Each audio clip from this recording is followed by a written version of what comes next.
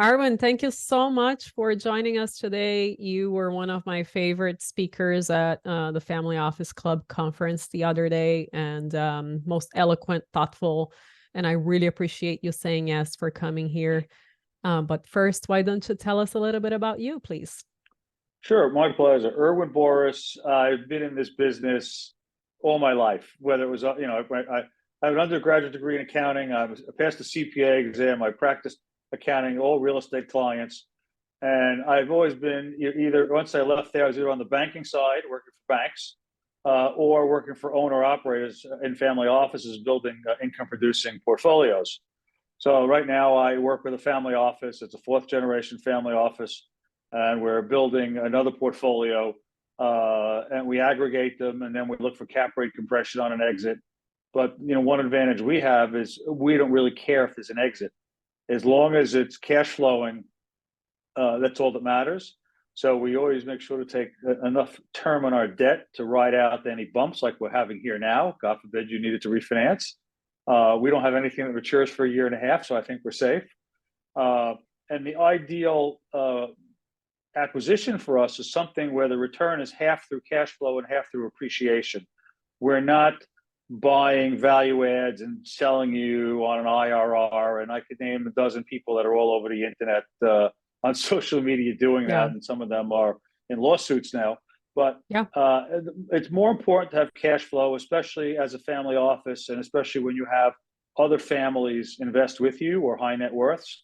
Like we have a bunch of people in the medical community, and for them, it's about having a stream of cash flow when your hands and your eyes are on their game and you can't practice anymore.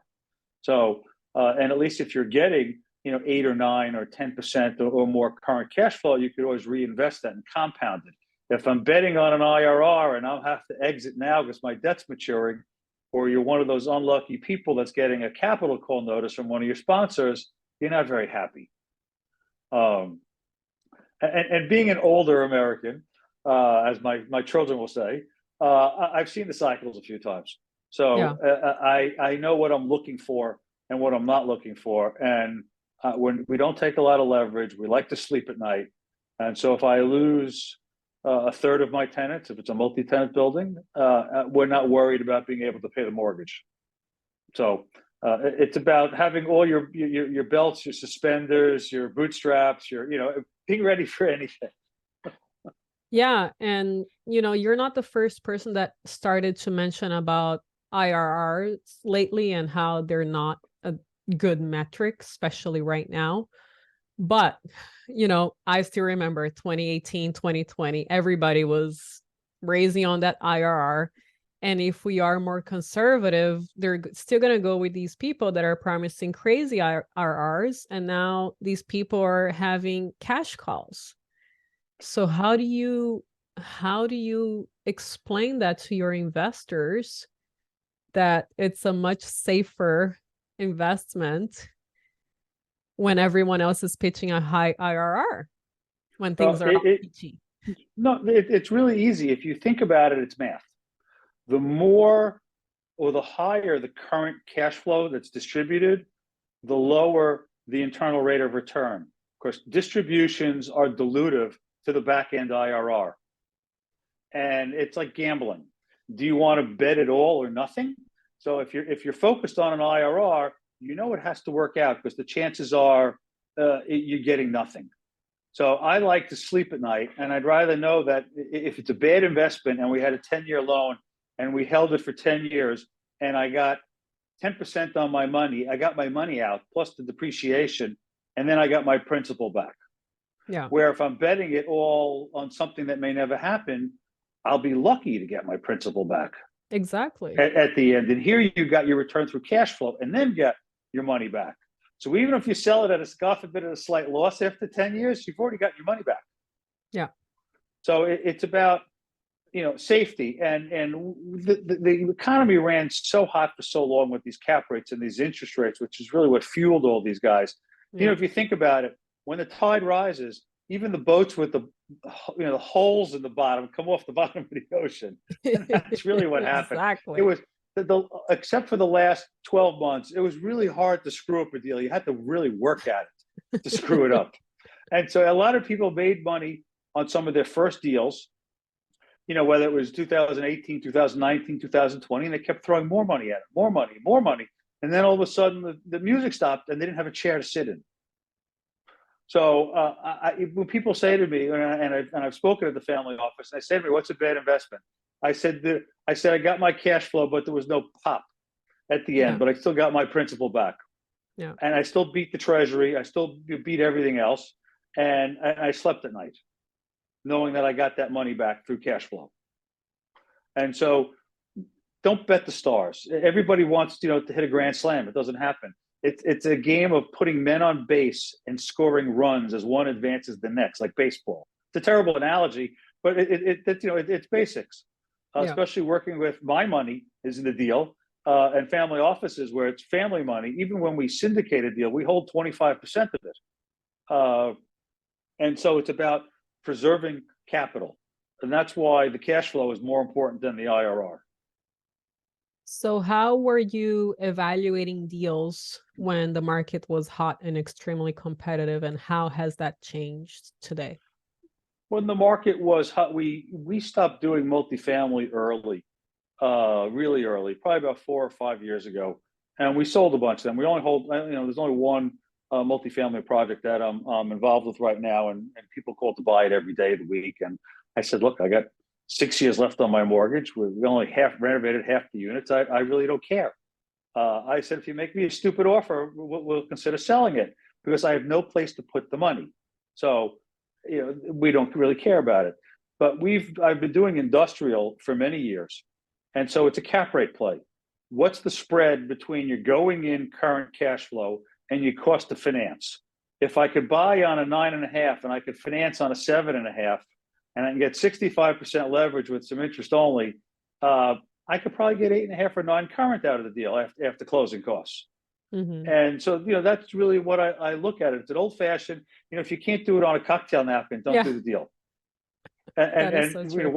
we're the principal of a family office, and we go to somebody's, he says, somebody wants to sell us 1,000 units in Raleigh, North Carolina. This is like 9 years ago when no one knew where Raleigh was. And he gets me this information, and he says, and he's a smoker. So he says to the seller, he goes, we're going to go outside, have a cigarette. We'll talk to Irwin and figure out a price. And he says, you didn't bring your laptop? I said, no, it's really easy. I had an index card, and I said, we're going to take the rent roll. We're going to take off 5% for vacancy and collection, 45% expenses. Here's your net income. We're going to cap it at a 7, because I know the financing cost was, I think, 3.5. And this, I think, is going to be your cash flow. Can you live with that? He goes, oh, that's a great deal. So he went back in. He throws the index card at the seller, who countersigned it and sent us a contract. It's like something you'd never expect in real life. But that's how they're done. Very simple. So we'll look at if it's a deal that the delta between the going in cap rate and the financing rate is tighter. It's a question of what is the upside look like? What is it going to cost you to renovate? What is the return on that cost for apartments? And then how fast can you get them renovated? Now, what happened was, with COVID, I knew people with projects, you couldn't get employees in there. The contractors had no people. Some contractors were stretched so thin, a few of the regional ones in New Jersey anyway, filed for bankruptcy, because they took everybody's deposits, they got everybody stretched out, and they couldn't finish the renovation. So it's about knowing who you're hiring. But now construction costs are so high, I think you'd have to get almost $500. I'm looking at one project that I asset managed for someone, and they're telling me that it's like $22,000 to renovate an apartment. I said, but you're only getting $275. It doesn't pay. Yeah. The return on investment isn't there anymore. So it's about Simple really math. you have to look at simple math, and everybody gets this spreadsheet, and anybody can make a spreadsheet look pretty and sing to an investor. And when you ask a sponsor, can I have the spreadsheet? I want to stress it. And they play dumb, run. Literally, run away. Yeah. There's one sponsor who's all over the internet, who's raised billions of dollars, has billions of real estate. They send me these deals they're buying in Houston. They're buying them from Alliance Residential. So then it's not a mom and pop. They're buying them from Alliance Residential, and they tell me they're going to take the occupancy from 88 to 92 and move rents 20% at the same time in 3 years. And then there's going to be a big cash out refinance in year 3. And I'm going to get a big pop and still hold it. So I said to them, send me the live model. Well, what do you need that for? I said, I want to play with the financing assumptions. They wouldn't send it. They stopped talking to me. Wow. So if it's not open kimono with full transparency, don't work with that sponsor. You can't, for your own sake. Yeah. So, but it's an interesting market out there. The last 6 years, 7 years, I guess you had a lot of new sponsors who were lucky they made money. But as we all read the papers, some of those same sponsors now have thousands of units in default or impending default or in special servicing because they were either undercapitalized or the sponsor had really phantom equity in the deal based on the fees they took out at closing. Yeah. So you gotta watch. Always. And as you just said, this is a $1 billion plus sponsor, right? So it's you cannot trust anybody. That's right. Right. So do your due diligence. And I know that family offices, their goal is typically to obviously maintain their wealth, right? So does that mean that the deals that they're looking for are more conservative, that they're not, as you were alluding to earlier, really looking at that IRR is really, are we going to be able to maintain it? And is a safer investment? So is it safe to say that they don't really go for the crazy potential exits? Sure. No, family offices usually have a mix of capital that they do. Sometimes there is some risk capital. Some invest, some are angel investors and have been very successful with startups, and they work with consultants that help them find these deals. Some will, do IPOs. Some are in medical and healthcare because maybe the office was founded by a doctor or a medical group. It could be a multifamily family office that does these things. But again, it's all about how do you get out? You got to be able to tell me what the exit is before we get out. Like here, we have an operating business that generates revenue that's outside of the real estate. But in the real estate, we will build, like we built a large building and we knew 70% of it leased as soon as we broke ground. So we didn't really care if the other 30% was vacant because it carried itself. Now we just got the last piece leased. So at this part of the cycle, I don't think I would build an empty building and speculatively, because I see plenty of empty buildings on the Jersey Turnpike that were built that are all empty. Class A industrial, 36-foot ceilings. I think everybody wishes they didn't build them. Mm-hmm. But that's why, where would I buy? It's never going to be something that's going to be the shiny new toy that you want to put on the cover of your corporate brochure. I want to buy stuff that's going to stay full and pay rent. So, like one of the guys I work with, he jokes with me that I like to shop on the island of misfit toys. Because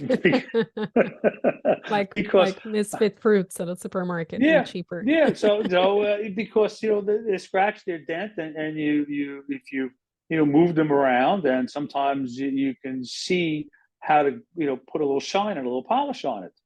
And when you look at some of these buildings, especially in the industrial and the flex, tenants have a reason that they're there. It doesn't have to be the main industrial corridor. It doesn't have to be the central business district. There's a need. The one thing I did learn in the last 5 years is it's not that easy for employers to pick up and move. I worked with someone who did a tax-free exchange earlier this spring, and they bought a building in Indiana. And my first concern was that there was only 6 years left on the lease, and what was going to happen then.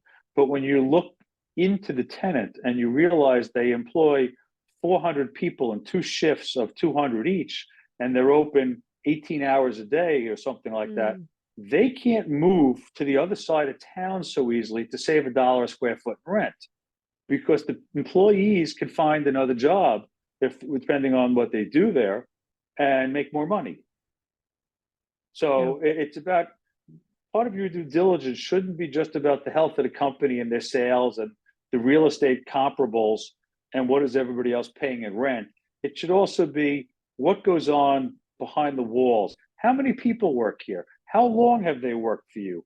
What do you think? What would you talk to the manager? What is their average commuting distance?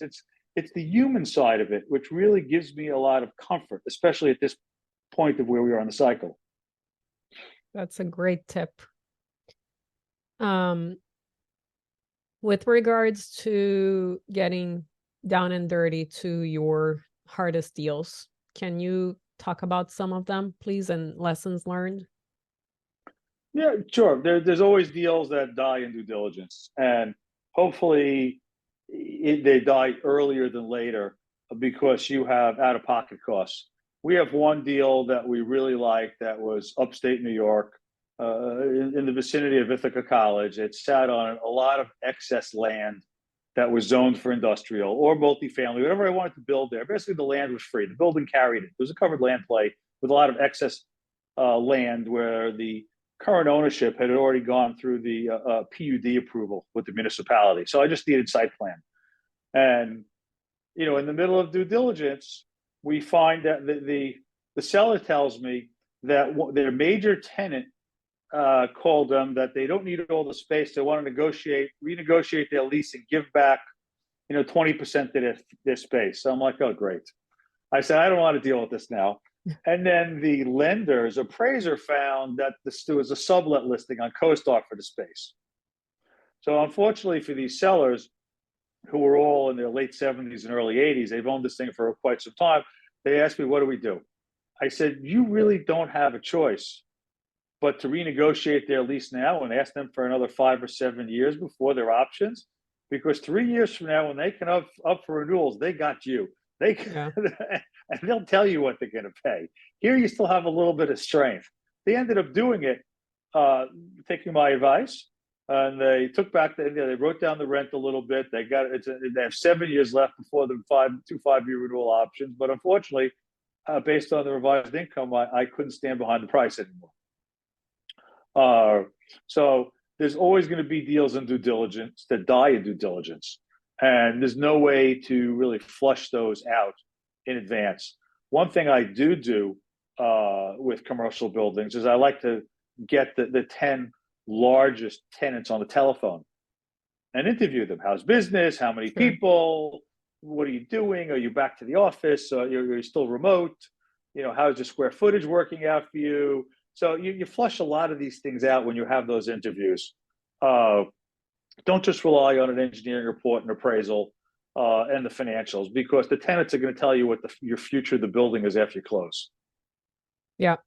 One of my favorite commercial books says the same thing. Talk to all of the tenants, as many as possible. No, it's important. It really is. Because sometimes I bought a deal right at the beginning of COVID in Atlanta, and in interviewing the tenants, one of the tenants, I found out they needed another 5,000 square feet that the management company or the seller didn't know about. So you might get some plus surprises too. Yeah. So let's shift to a little of a closing question. Where do you think things are going? We just got news that the rates are going to be the same and probably stay the same for a while. So tell us when will you be investing? We're investing now. We have an accepted offer on a sale leaseback. It's 800,000 feet in 3 locations. We're buying it on a high cap rate because of the cost of financing. We'll structure it to protect ourselves in a high rate environment, especially on a multi-asset portfolio. It's hard to really figure out what the future value is in 3 different states. Yeah. So we're not opposed to amortization. So the investors will get 8 instead of 9 on their money, which is still fine. Still beats the treasury. So I made another offer on another portfolio where they were trying to sell it on an 8, and I said, well, when the Fed raises rates in November, that's going to be your cost of financing. So I bid it on a 9.25. I'm sure the brokers, going to call me and give me an earful, but they understand. So I'd say that you can never really time the bottom. We're getting to the bottom where we're going to plateau out by the first of the year. So if you have capital and you want to know when to buy, you should really start looking now, because you can't time the absolute bottom. And if you could, by the time you hit the bottom of that point, you can't get in the water fast enough with everybody else. Yeah. And at least then, by then, you will have some kind of a reputation, and you close in these markets. So the deals will follow you. So I would tell people that now, I think, is the time to buy. It's a terrible thing to say, but someone said to me, the time to buy is when there's blood in the streets, even if some of it is your own. So one person I know told me that was a terrible thing to say, because some people are really suffering on their investments. Right. And one man's ill is another man's gain. It's just the way it is. Same thing with the stock market. So exactly. There are deals out there. I wouldn't be afraid to make an offer, even if the broker tells you it's a ridiculous offer, because you really never know what's going to happen. Everybody knows what the cost of financing is, and it's about the sellers, coming to reason that they're not getting that money unless they're sitting on it for another couple of years. And then I don't think cap rates or interest rates are going to go back to where they were 2.5 years ago. I just don't. Yeah. Anytime soon or ever? No, I don't. I don't think interest rates. I don't think you're going to be able to get a 3%, 3.5% 10-year CMBS loan again. I just don't. At 65%. I have some of them. Do I see it? No. We did some floating rate deals. I think I'm 120 over SOFR, and SOFR was nothing. So I'm locked in at 2%, and I took a 7-year interest rate cap 3 years ago. The cap is paying. I'm laughing, but I don't expect to ever see those numbers again. I don't. Mm-hmm. Mm-hmm. And so the industrial that sold on 4.5s, maybe the institutional quality gets to a 5.5. Where now maybe it's a 6.5. Although brokers are still telling me 6.5, and the guys on the finance side of the desks are telling me it's not trading. Don't worry about it. Yeah. Wow, this has been wonderful. Any other parting recommendations, thoughts, feedbacks for our audience? There are plenty. Sure, there are plenty of deals out there. It's a question of looking in non-traditional places. We see on occasion, from talking to our attorneys or accounting firms, people that have exchanges or people that are thinking of selling, but they just don't know what to do with the money. And sometimes you try to structure something where they could take half of their money out and still stay in and get some of the upside with you, or you can go to contract and give them on an installment sale basis. So they're, to try to, minimize any tax gains so they don't have to worry about it. We have people that come to us all the time. I have an exchange. What do you have? Where can I park my money? And so we have structured deals with 7, 8, 9, 10 common entities, ticks, sometimes to do that. So there's always money out there looking to be placed, and there's always deals for sale. So talk to the brokers, talk to your accountants and attorneys, see if they know anything. Don't be afraid to offer brokers a lot less, and at least they know you're serious. And so I'm not afraid to send anyone a letter of intent with a 9 cap on it, in a dollar, computed into a dollar amount, because I know I'll close on that. I don't, if I was buying a $10 million deal, I wouldn't even necessarily worry about financing. If I could raise $10 million, I'd buy it all cash. Yeah. So if you're an investor that works with smaller deals, think about raising the money and closing cash. Sometimes you can get seller financing. I was offered one seller financing on a flex property down in the Baltimore market. Unfortunately, we're apart on price, but he was willing to hold 5-year, 5% paper. But he wanted a price that was just made no sense. I don't think I could refinance out. So be creative. Don't be afraid. If you're a buyer and you have cash, I think you're really in the driver's seat. Agree. Fantastic time to buy. Finally. Irwin, thank you so much for joining us today. I really, really appreciate your time and your insights. Oh, thank you for having me. This was great. Thank you. I'm sorry, I forgot to ask do you want me to ask how our listeners can get in touch with you? I'm sorry. Yeah, it's easy. You can put my name in Google. You'll find me. My cell phone and my email, fortunately or unfortunately, are in my LinkedIn profile. I get pinged through LinkedIn all the time, or emails. People want to chat. Can we set up a call? So, I mentor people. It's part of what I do. You got to give back, because that's where people learn. And I'll never tell you that I know it all. I don't believe I'm the smartest person in the room. I still have a lot to learn. Thank you so much, Irwin. I really appreciate your time. Mike, thank you for having me.